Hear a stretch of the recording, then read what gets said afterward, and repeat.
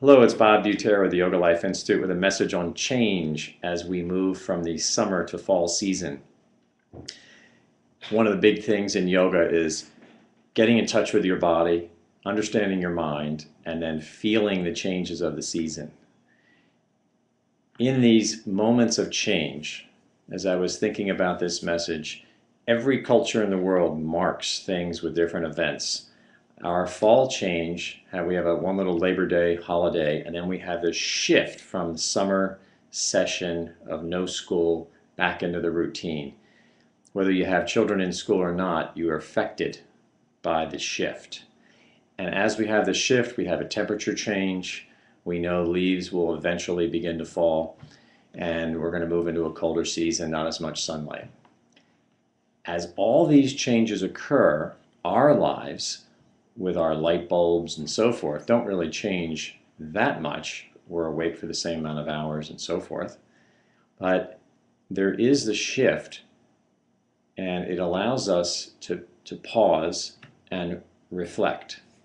And there's 2 points that I wanted to make. One is that it gives you a time of renewal. The next time won't really occur until New Year's.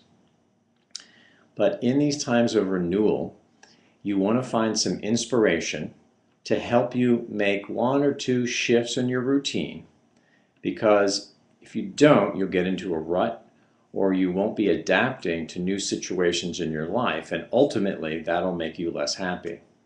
So I have a few suggestions of ways to do that in our present day. One is to think of how many places where you receive inspiration. So we've got this nice yoga center, so you've got yoga class potential, meditation classes, and so forth. You may have a book club, or you may read a lot where you can gain a lot of good information. You might be studying something in a course. You might have some solid friendships that are very inspiring to you. What other places do you get that? Religious organizations, any kind of involvements where you receive good in. Because there is so much stress in our world, we have to be aware of receiving that good in, which will inspire us to improve something in our routine. Second point is just to keep it really simple. So I would say unplug a little more than you may otherwise. After you watch this email, you can turn your computer off, unplug a little bit. Being aware and mindful of whether or not you're constantly checking emails and reading these various small devices all day long, that you have some space. And then as you choose 1 or 2 positive things to observe, they don't have to be super long. We've found, over the years, I've always known this, I think people are even researching the effects of 5 minutes a day of one quieting exercises versus like an hour and a half.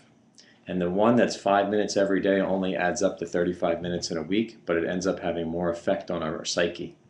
So you don't have to make these huge changes. 1 small dietary change, removing a type of food that might not be that good for you, or adding a good one in.